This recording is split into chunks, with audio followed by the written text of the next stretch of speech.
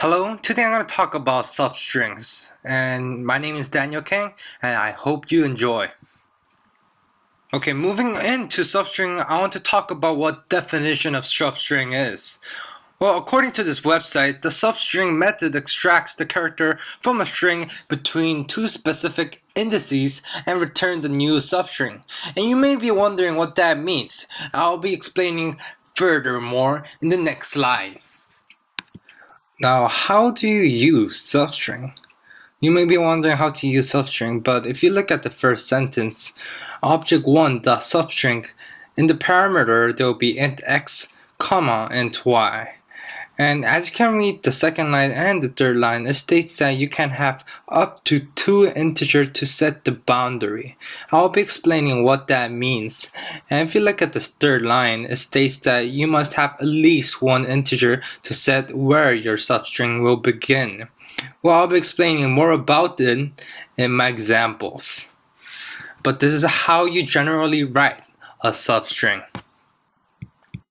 Well, before we begin into explaining how to use substring in my examples, I want to explain how to count in Java. This is really important when you're talking about substring. And the primary example I'll be using right now is hello space world exclamation mark. Well, if you look below these letters, there's numbers assigned to each letters. It is crucial to remember that the first letter is assigned to number 0. And you guys have to also remember that space does count as a character, also exclamation mark. So if you can see, the H is assigned to number 0, the space is assigned to number 5, and the exclamation mark is assigned to number 11.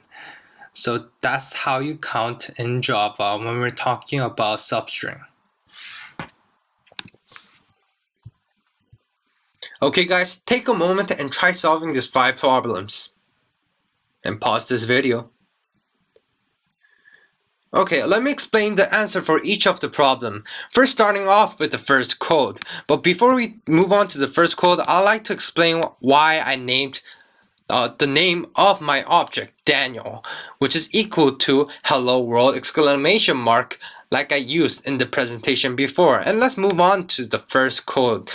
Looking at this first code, I used the substring, but inside the substring, in the parameter, I did not put anything. And it will give an error because I told you that you need at least 1 integer or at most 2 parameters to integer. Now moving on to the second code, we could see that the parameter starts with a 0. And since I already mentioned in the video of how to count in code, we could see that H is 0 and the first integer is always inclusive, meaning that it will print that number. And since if there's only 1 integer, it's gonna print out the number you assigned and the numbers afterwards, meaning that it will print out hello world. Now let's move on to the third code.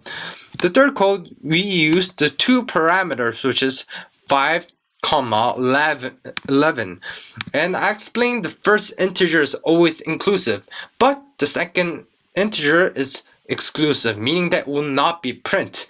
The 5 here is the space bar between hello and world, meaning that will be printed, while the 11 is the exclamation mark, meaning that will be removed when printed. So when we print this, it's gonna print out space bar world. Now moving on to the fourth code, I decided to put in a code that is outside the boundary to see what exactly happens. And when we run this, there's an error because the string index is out of range. Same goes for the last code. If we put in the -5, it's still out of range, giving us an error. I hope you learned from this video, and thank you very much.